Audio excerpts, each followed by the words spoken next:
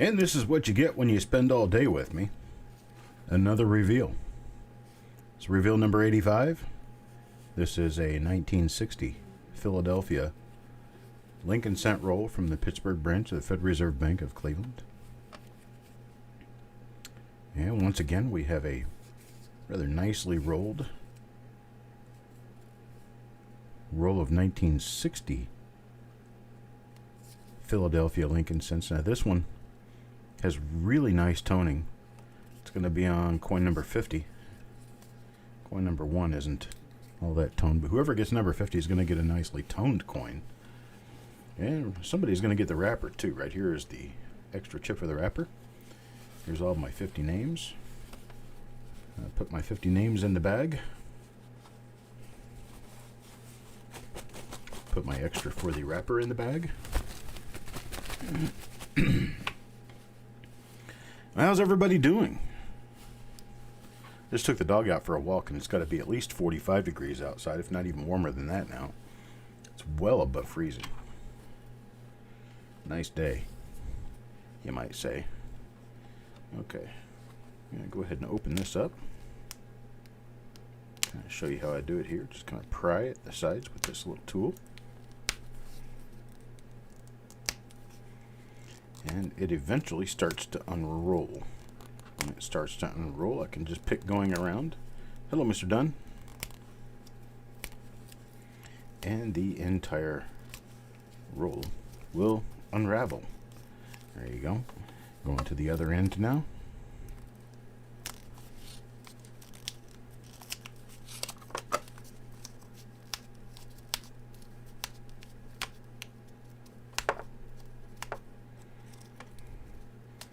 I could do this in a much more harsh fashion, but I would tear up the wrapper, and I don't want to do that.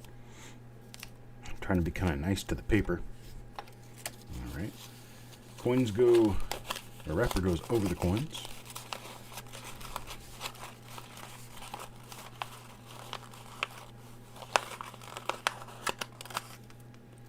And there they are. All 50 of them as nice as you please. Now, we did go through a 1960 Philadelphia roll earlier in the week. Ran into a few nice double die reverses. Maybe we'll do something like that this time. Or a few nice double die obverses, a few nice double die reverses that we could run into. So we'll just see what happens.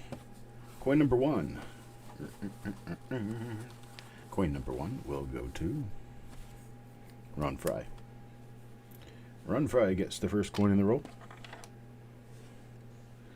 See, what do we have?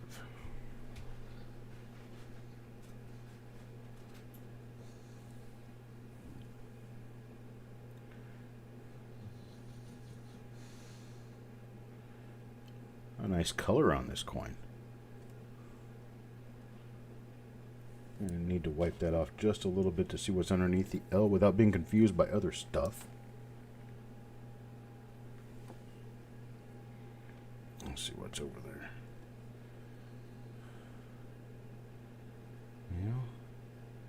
That looks like a tiny hole, like a struck through of some sort underneath the L, and that's what that is.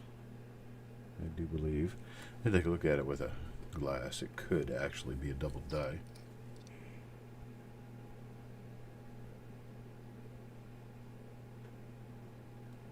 Nope, not a double die. Let's take a look at the reverse.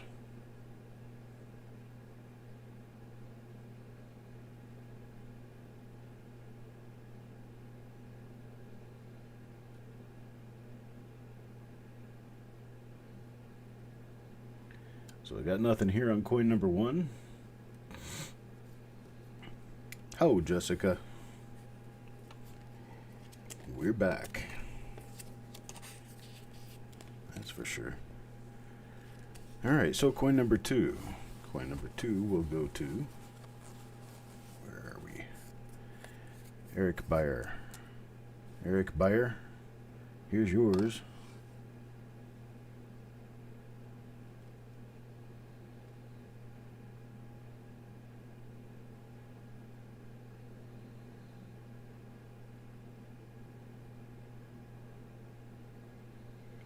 Oh, sissy. Got nice coins going on here. That's what it looks like we're getting into here, is a nice roll of coins. Real pretty amber color. Okay, almost orange coins. They're so nice. Really nice, slightly muted luster, but really nice coins.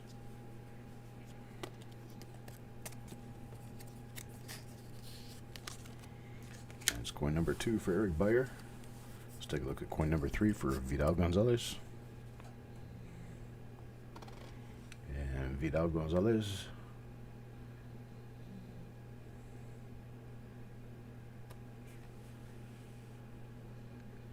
Avery, no, I've not sent anything out this week. I am still working on trying to get everything together to send stuff out. It's all going to go out on Monday. I'm going to be working all day tomorrow to finish packages. And everything will go out Monday. We've got the postal system scheduled to come pick it up Monday morning and start processing it. I did get your payment, though.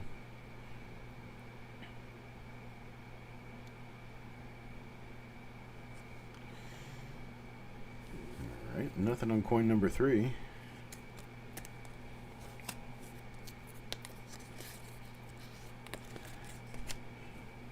And coin number 4 will go to Joe McBride. Here's Joe's coin.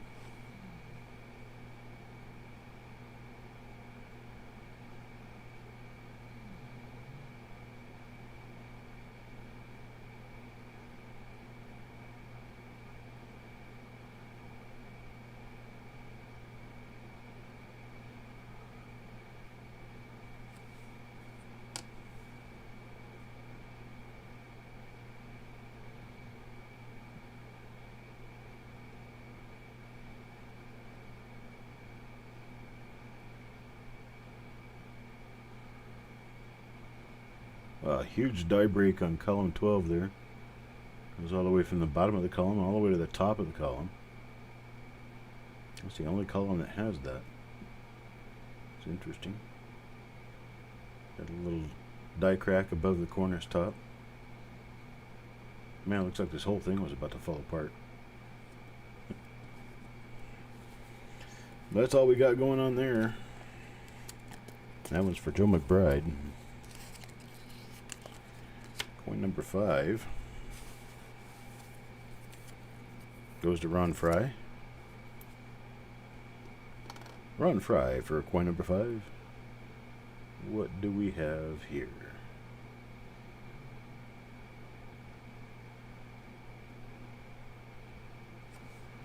Nothing there.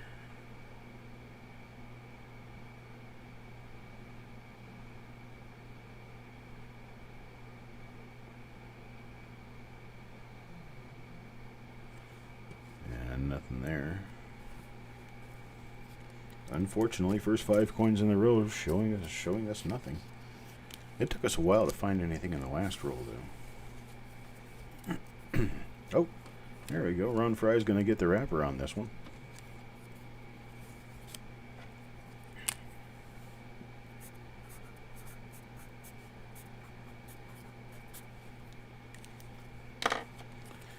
There we go. Ron Fry's going to get the wrapper.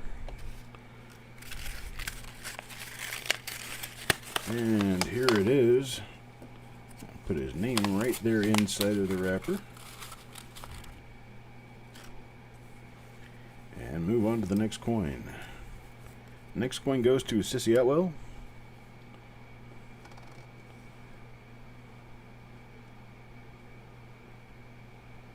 And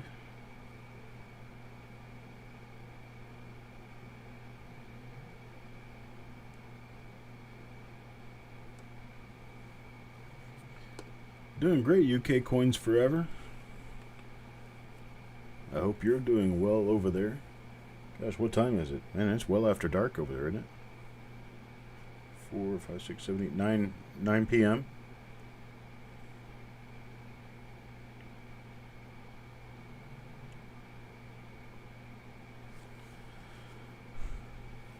Well, that's past my bedtime. We'll be doing this well into the night in UK.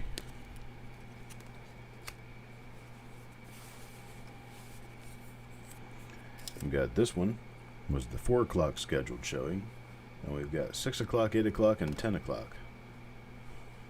3 more rolls after this one. There's some nice coins. Really nice, fresh, uncirculated coins. Rather early dice state. This one's not early dice state, it's a mid dice state. But they're still nice. Just haven't run into anything of die varieties yet. Oh, what was that on there? A little die break in the E of cent. Extends over to the C of cent as a die crack. Make a perfect marker for something, if there was something to mark, but there's not. Normal Lincoln cent, it's coin number 7, lucky coin number 7 for Robert Adams.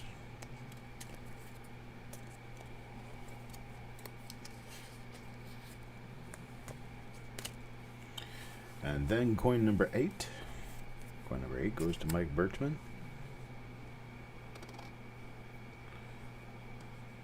Mike Birchman gets this.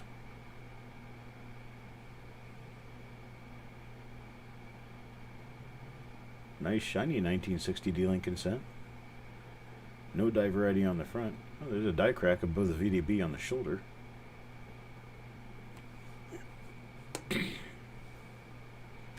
Going on over to the reverse.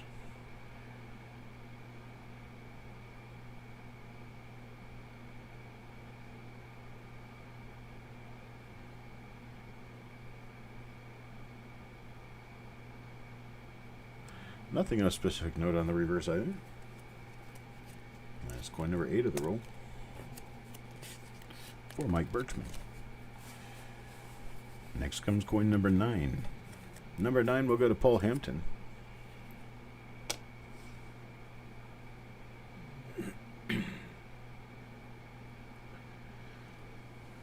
This is the second year of the memorial cent design for the Lincoln cent. They'd been using this obverse design for 51 years at this point. It wouldn't be changed for another 8 years. 1969 is when they changed the obverse design to be a slightly smaller, lower relief, more detailed bust of Lincoln.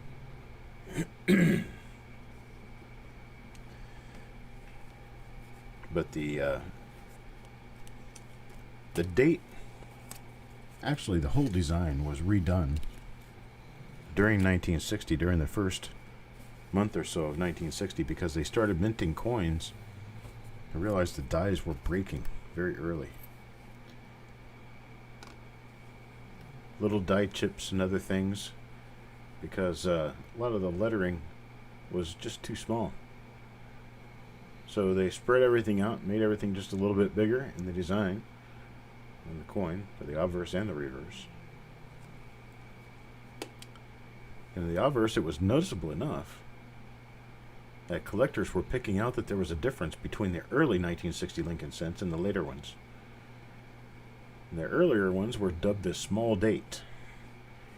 And now 1960 small date Lincoln cents are actually a little bit difficult to find. Not so easy to find. I'll take a look here. This is going to be coin number 11. Coin number 11 is going to go to, hello Bill Betts, goes to Mike Birchman. Okay, so here's coin number 11 out of the roll. Take a look around and see if we see anything on it. This one is a nice early dice state coin. Nice sharp design, very sharp. Hey, we'll take a look at this, and then I'll move you over and I'll show you a small date, because I just happen to have one out here. I'll show you a small date. This is a large date, and then this is a small date.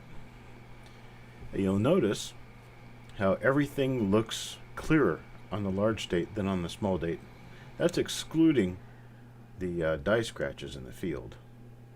But you'll notice on the large date, if you were to trace a line going straight up and down the 6, the edge of the 6, just like this right here, the top of that 6 almost touches the outside edge of my screen right there. Whereas if I go over to the small date and do the same thing, you're way off. Right? And then let's look at how the top lines up. If I line up the top of the 1 with the top of the 0, right there, like that, the 9 pretty much touches the line up at the top. Whereas if I come across here to the large date, and I put the 1 and the 0 straight across from one another, the 9 actually overlaps my line because it's taller. So this is the large date and the small date. Small date, the 9 and the 6 are actually smaller. If you look at the size of the inside of the 0, it almost matches perfectly with the inside of the 6.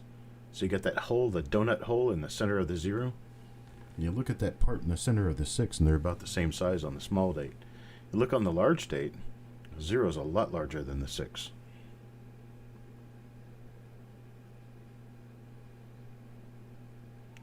So there's your differences. Small date. And over here to the large date. You see they're very different from one another.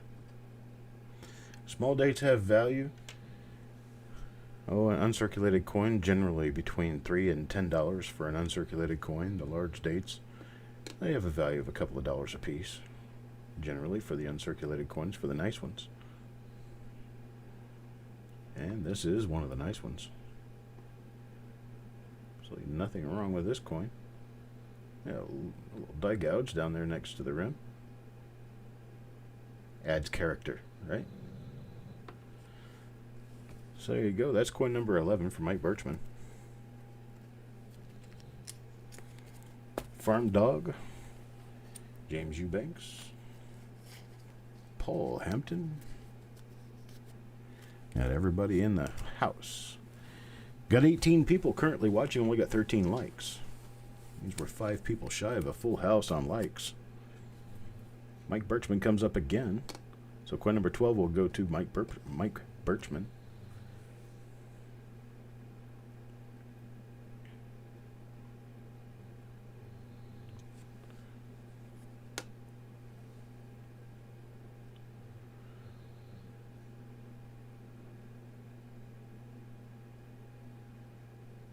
I'm not going to watch anything that doesn't come on the TV I already pay for.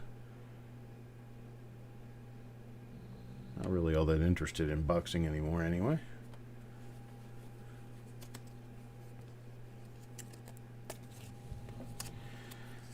Yeah, my sports season is pretty much over. I'm a big NFL fan. Like my NFL football. Gosh, Mike Birchman. That's 3 in a row, Mike Birchman. He did buy a few. Let's see what we get out of this. Scrape on the chin.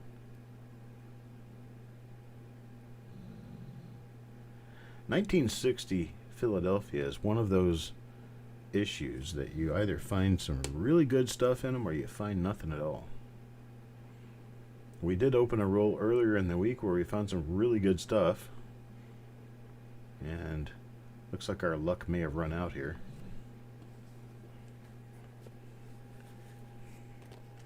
That was lucky coin number 13 for Mike Birchman. On to number 14. Number 14 will go to Mr. Marshall. New Marshall in town. This one's for you.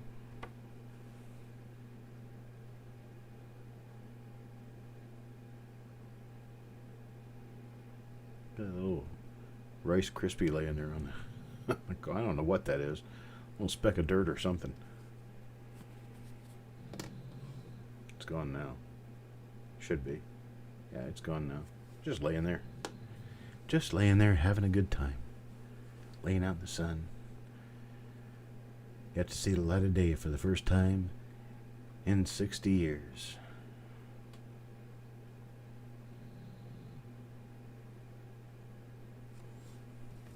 Yeah, who knows what we could be reintroducing to the world. 60 years of being sealed and suddenly it's open again.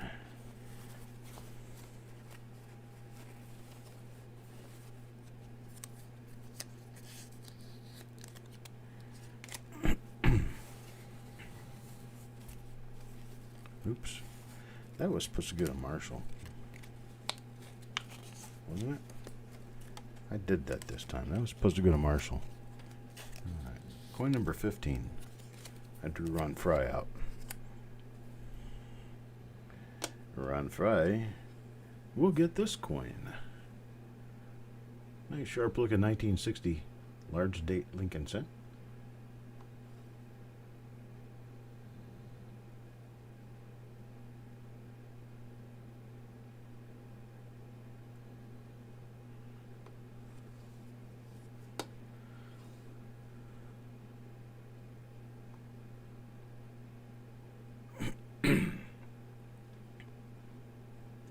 So where is East Coast Wings?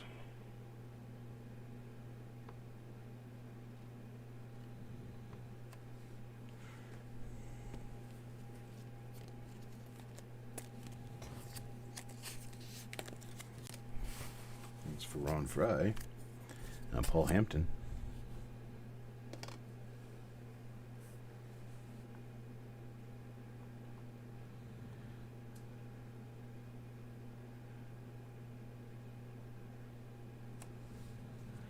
I wouldn't mind going to a place called Wings.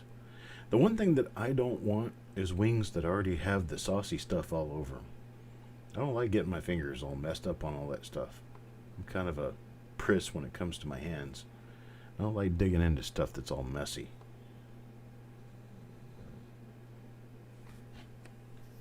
Kinston. I don't know where that is. I know where Goldsboro is, but that's too far of a drive for me. Goldsboro's probably, what, 50, 60 miles from here?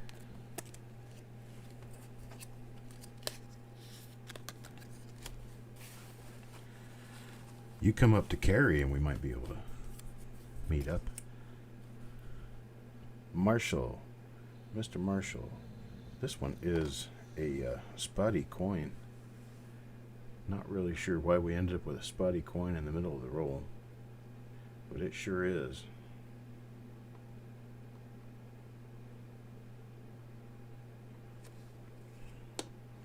Not good at all. Spotty coin. Had to have gotten that way in the bag before it was rolled.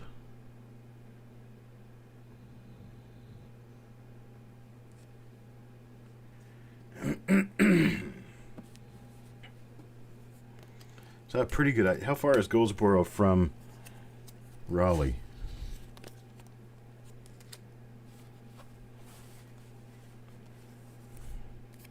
Steve looking for silver. It's coin number 18. Excuse you, dog.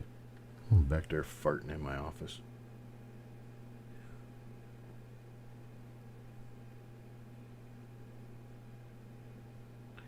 He doesn't care.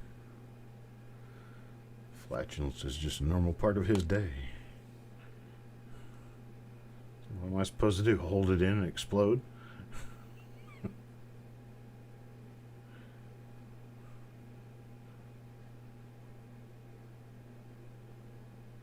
It's about 30 miles from Raleigh. Yeah, it makes it about 50 miles from here because Raleigh's 8 to 10 miles as a crow flies, but it takes a while to get there by road because the roads are so weird. Oops. Gotta get Steve's name in there. Are you just gonna go swimming through all the stuff I've got back there? Is that what it is? He's got his face all over my stuff. I love that dog. Mike Birchman gets the next one in the roll.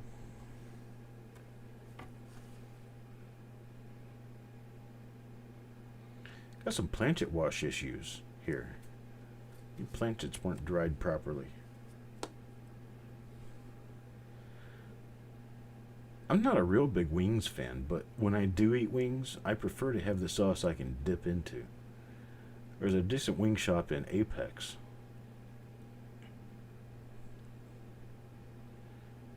I kind of like the wings in Apex. But given a top choice and a wing choice, I'd pick the top choice. I'd go someplace else.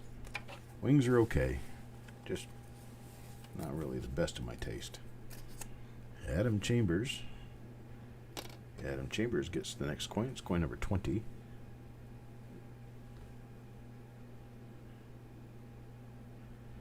I'd actually rather have pizza than wings.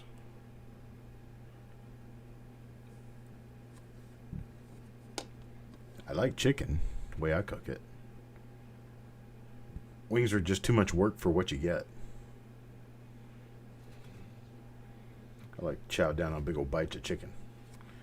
So what I do is I take boneless, skinless chicken thighs, or I cut them off the bone, one or the other, and then I marinate and treat them in jerk seasoning. And I cook them on the grill. Cook them with some goji beans and rice and chicken broth. Oh man, best you've ever had.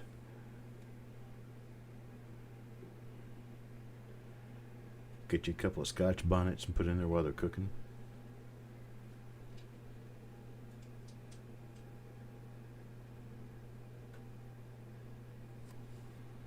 Scotch bonnets are hard to find in this part of the country, but they're a really good hot pepper. They look a little bit like yellow habaneros, but they don't taste anything like habaneros.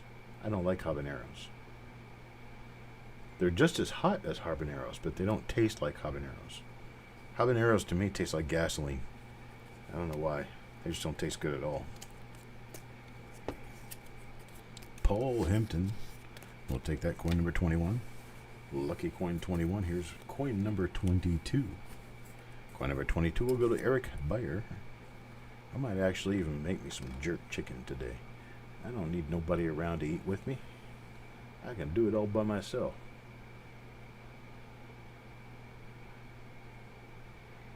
Go down and get me some jambalaya mix and some shrimp. I'll make me a shrimp jambalaya, because I've already got a package of andouille sausage.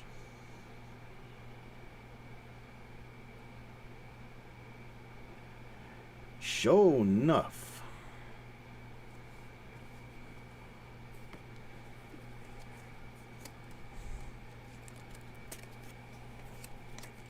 One thing I don't necessarily want to make by myself is collard greens, because collards, and my recipe for collards feeds 3 or 4 people. You try one person eating that many collards, you're going to spend the rest of the evening in a particular place. Them collards will run right through you.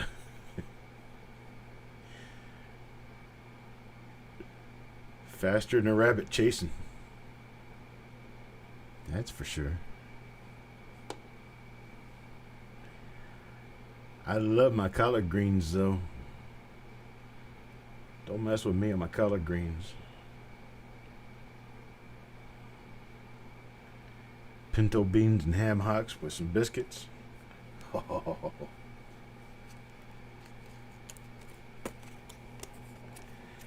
That's Southern cooking for you right there. I'll cook you dinner. Come on over. Tell me what you want. I'll make it for you. Levels of Madness gets the next one.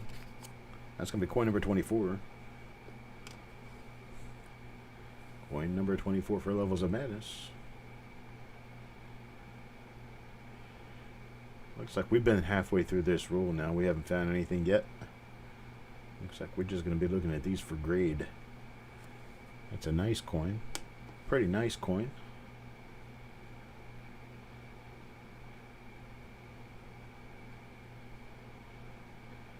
Yes, sir, I did ring. You're going to get this one. Got a couple of planchet wash spots on it, but other than that, it's a nice coin. Got one of these ones that's got that die break on the E.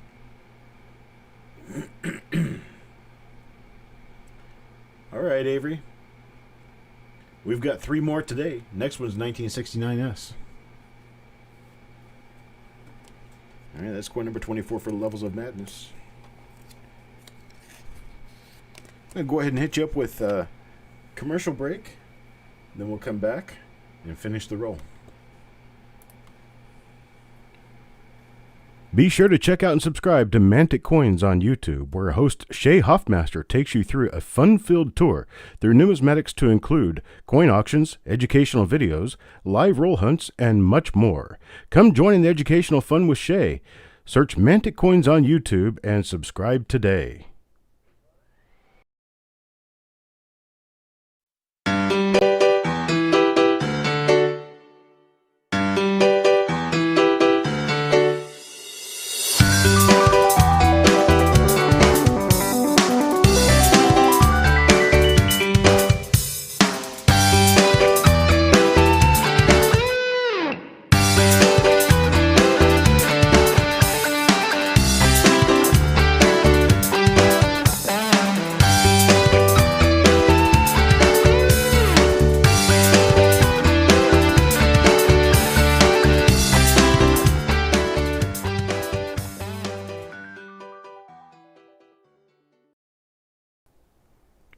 The best in online auctions just got better.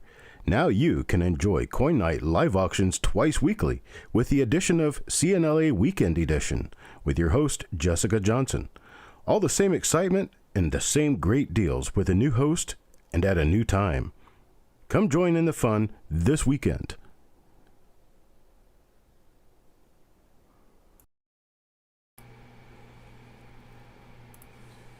Amy in the house. How you doing? You're JLB for coin number 25. Let's go for coin number 25 in this 1960 Philadelphia Mint roll from the Pittsburgh branch of the Fed Reserve Bank of Cleveland, Ohio.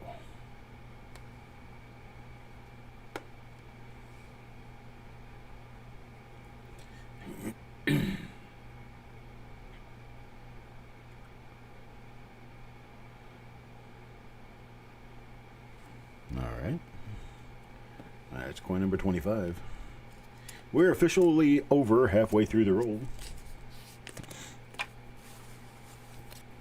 Here's coin number 26 for JOB. Oh, JOB's coming out at once here.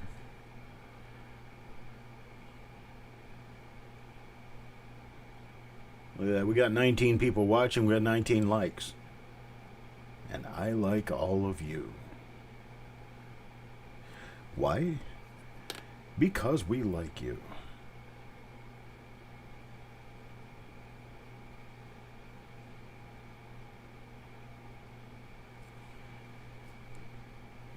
Now that reference is falling deaf on most younger people. They have no idea that that was the closing for the Mickey Mouse Club back in the day.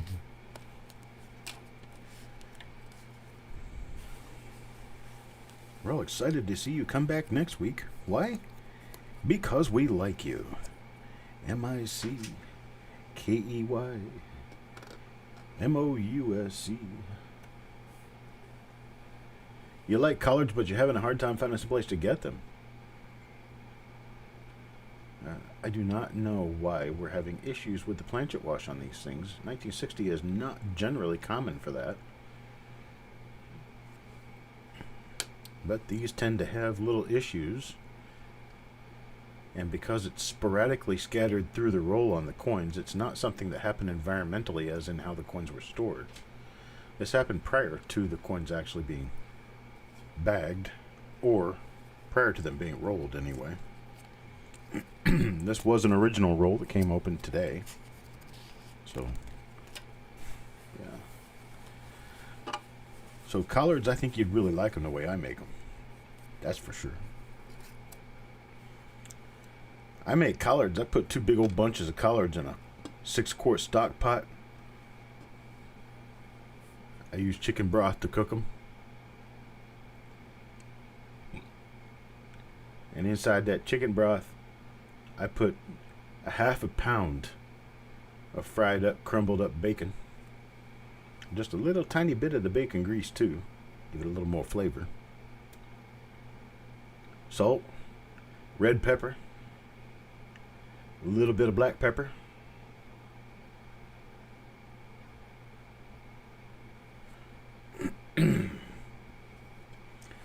I beg to differ on that, Mr. Eubanks. You cook for yourself in larger bits and freeze the portions or reheat the portions later, you're going to find yourself a huge savings.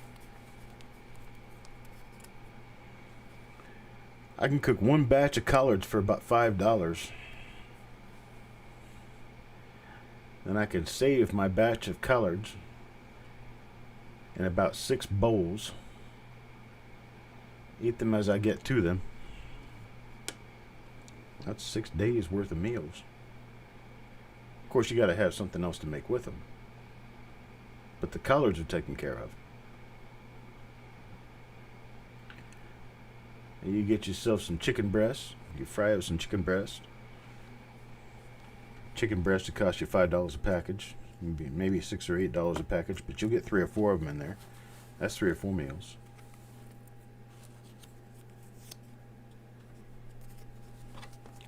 So, my point is, you can cook each meal by cooking 8 or 10 meals at once. And you cook 3 or 4 different things on a Sunday. You put it all together. This is for levels right here. You put it all together, seal it up, put it in a freezer, and you get it out every day when you do meals. You can do 3 meals a day that way, not including breakfast. 3 relatively small meals a day. And you can do that for an overall $2 to $3 a meal. You can't go to a restaurant for $2 or $3. No way. How I cook my catfish? I go to a restaurant for that. I don't cook catfish. If I did, it would be a milk and cornmeal. A little milk, egg wash, and roll it up in cornmeal with salt and pepper, and throw it in a deep fryer at 400 degrees. That's the way I would do that. The secret to doing that the right way is you got to let it rest on a rack after it comes out the fryer. That way it doesn't taste greasy. You got to cook it long enough to finish it. And when you pull it out the grease, of course you're going to be using canola oil or sunflower oil or something like that, maybe peanut oil. Peanut oil is a little heavy though. But you pull it out of the oil, you put it on a drying rack. You don't want to put it on a paper plate. You don't want to put it on no paper towels or anything like that. You put it on a metal drying rack. Let it dry that way. That's why fry baskets at McDonald's and whatnot are made of metal wire. They pull it out of the oil, let that oil drip off that stuff, and it automatically starts to get a crispy outside edge if it's been cooked long enough. Well, sure, it's easier going out to eat. Gosh, yeah, you can get a 4-course meal for doing nothing but sitting yourself down and reading the menu. What's the fun in that? Plus, you get more money to spend on coins that way. So if you do like what I'm saying, you could fill your meals in with ham sandwiches or something like that. No cleaning doesn't take any time. Heck, cleaning is a 10-minute job. You can do that faster than you can watch the news. Just turn the news on at 6. Run off and start cleaning up the kitchen. By the time the news is over, by the time the weather is done on the news, you're already done cleaning up your kitchen. Especially if you've got a dishwasher.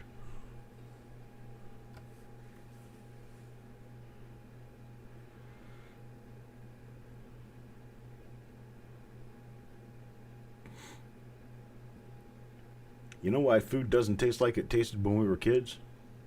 Because nobody makes it that way anymore. Everybody wants the fast way. They want to go get frozen corn. They want to go get finished fish sticks. They want to get a TV dinner they can bake up in the oven, in a microwave oven for 5 minutes. Dinner in 5 minutes. Any dinner you ever wanted, less than 30 minutes. I can remember a time my grandma would start cooking at 3 o'clock in the afternoon. Dinner wouldn't be ready till 6. Take her 3 hours to get dinner cooked. But man, was it good.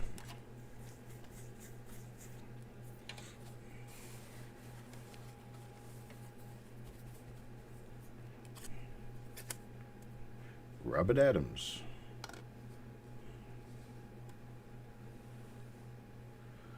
I am not finding any varieties in this roll. It's kind of depressing, actually. Some of the coins are spotty. Most of them are pretty nice, but some of them are spotty. We've seen this die before. This is the one that's got those gouges right at the rim under the N.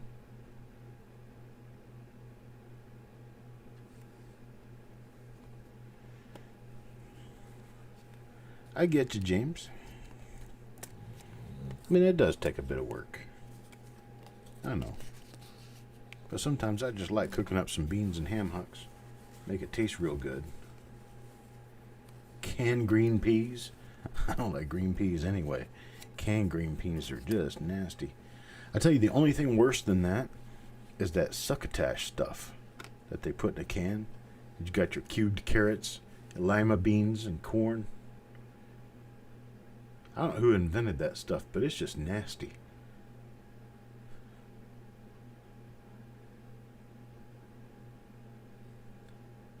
I used to eat that crap only if Mama had ice cream in the freezer for me after I was done with it. She'd have to bribe me to get me to eat that stuff. Hated it. Don't like cooked carrots to this day for that reason. Cooked carrots just don't taste good to me. Not unless they're cooked the right way. Which carrots cooked the right way in a crock pot all day with a big old hunk of beef, carrots, potatoes, salt and seasoning. Steve looking for silver gets the next coin. It's coin number 36.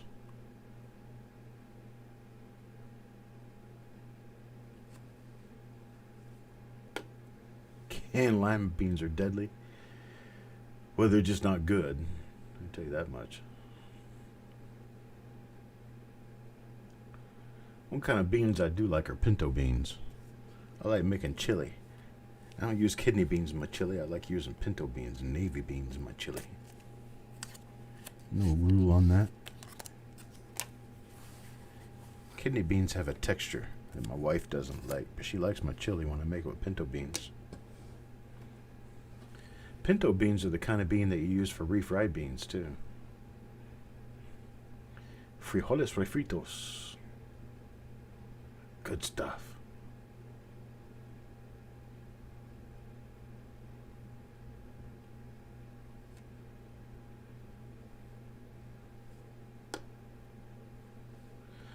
I don't like the taste of peas. Period.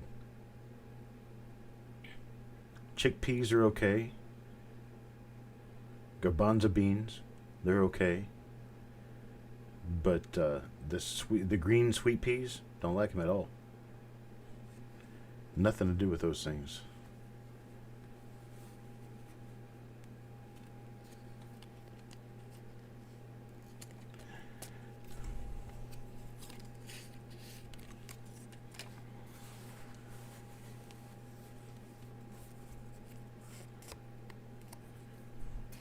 Yeah, real chili doesn't have beans in it. That is true. I put beans in it for filler so I can eat more of it.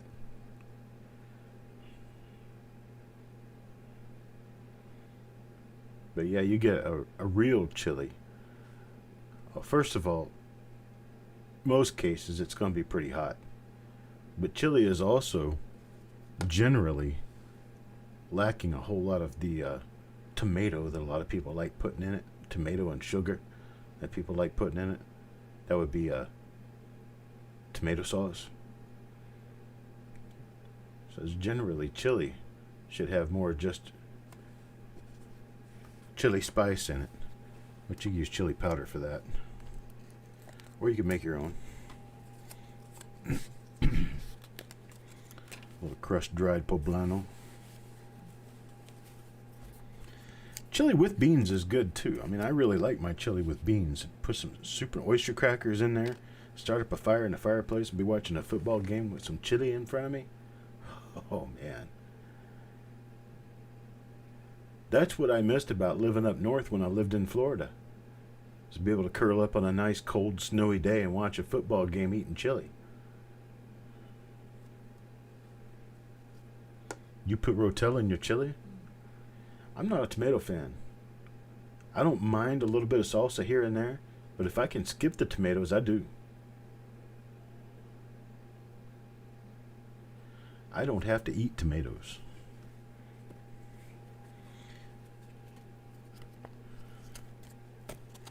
Kind of like how George Bush used to say it. I'm the president, and if I don't want to eat broccoli, I don't have to eat broccoli.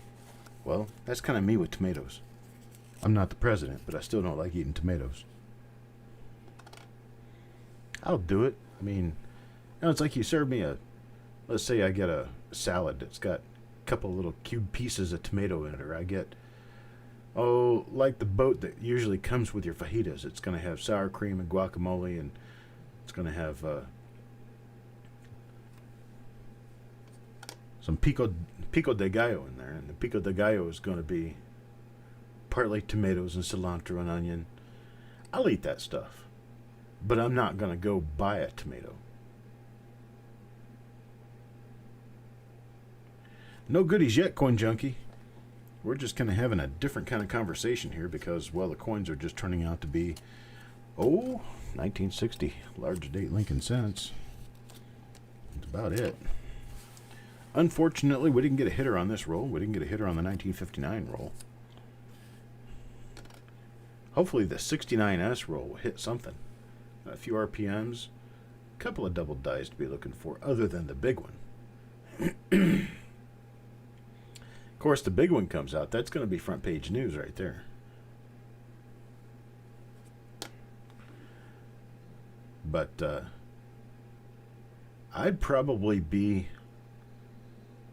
thinking you're more likely to get struck by lightning in the middle of a snowstorm than to pull the 69S double die out of a roll today. But we're going to see about it. We are going to go through an original bank wrapped roll of 1969S Lincoln cents on our next broadcast at 6 p.m. Eastern Time. Not a big pico fan, simply because it has tomatoes in it. And I'm just got this thing about cilantro. I generally don't like it very much. I'll do cilantro, but I don't really like it. I like parsley okay, but cilantro I don't like as much. So people who put cilantro in a juicer with, kale and other stuff like that, and they'll juice cilantro in for the flavor of the cilantro. To me, that's just not, no, that's not good. Too much spicy flavor. Oh, I love guacamole. I'll take me a Hass avocado and eat it any time. A little bit of lemon juice on a Hass avocado. The problem with avocados these days, especially here in North Carolina, I don't really know exactly where they're getting them from, but whoever they're getting them from is gouging them for the price of those things.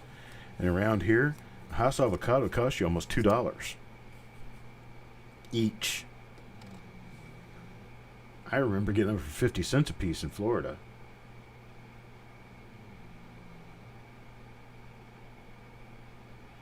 Yeah, but $2 for an avocado? I'll pass.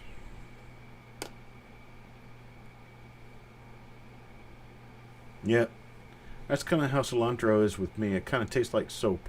It kind of tastes weird. It doesn't taste like food. It tastes strange.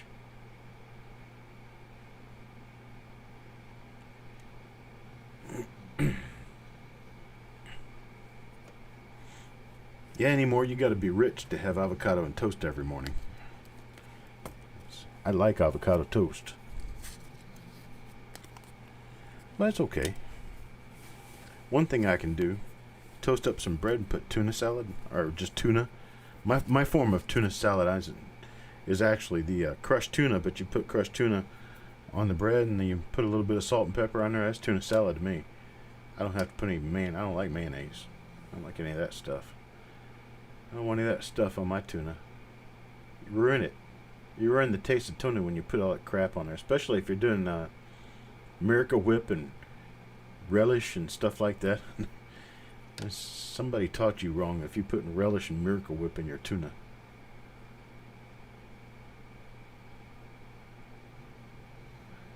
Tuna is best. Solid white albacore chunk tuna coming straight out of the can. Actually, the very best tuna is deep red steak braised over a grill just long enough to cook the outer skin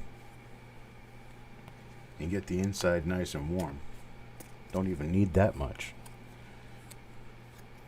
Majestic Sounds of Coins, $3 super chat. Thank you very much. You taking off, buddy? Guess we're going to see you next time around.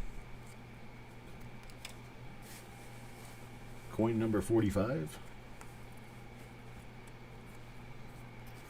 And Coin Junkie grows his own cilantro.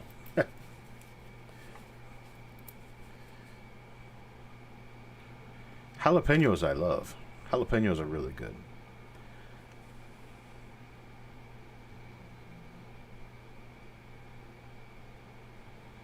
Yep, that's the way you do good tuna. Good tuna, you get it fresh. You put a little bit of lemon juice, a little salt, a little pepper on it. You leave it on the grill for about 45 seconds to a minute on one side, 45 seconds to a minute on the other side. Hey, you should be good to go.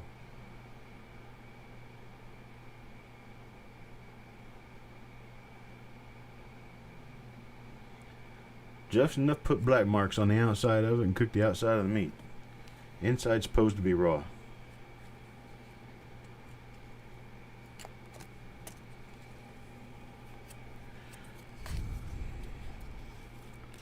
Ghost peppers. There's something that I can't find a point for. You can't eat them. They're way too hot to eat. You try spicing anything with them, you'll be 6 months on one little pepper. I mean, I don't mind hot and spicy stuff, but when it literally makes your tongue fall out of your mouth, you got a problem.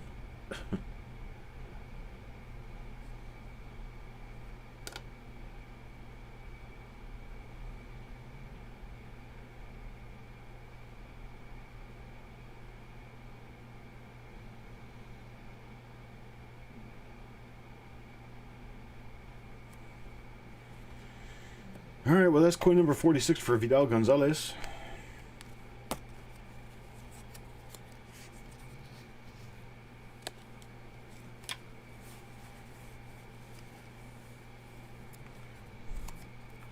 Yeah, the next day burn can get after you, that's for sure.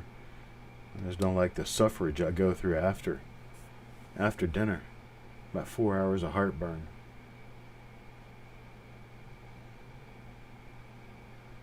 This one's Steve A. It's coin number 47. This is one of the last 4 coins in the roll. We've not found anything in this roll so far. Turns out this roll is going to be another bust. But we did have a good opportunity to sit and chit-chat for a little while. That's for sure.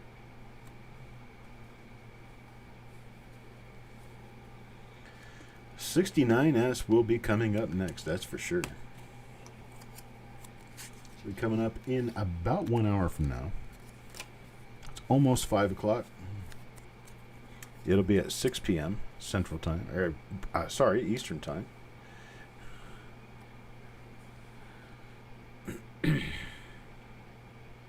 Ooh, look at that color. Some nice little bit of color on that one. Got no dye varieties in this roll. None.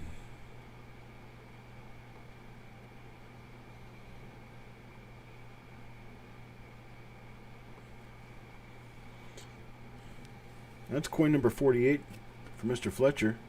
On coin 49 and 50, I'm going to lift this scope up so so we can look a little more at the condition of the coin rather than trying to look at it for molecule movement. There we go. Now there's a little flake on the R of Liberty.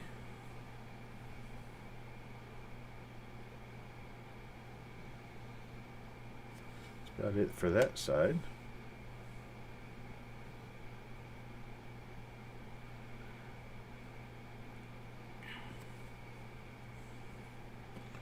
Okay, that's coin number 49. Steve looking for silver. And coin number 50, the last coin in the roll, also goes to Steve looking for silver. And this is the one that's got the toning.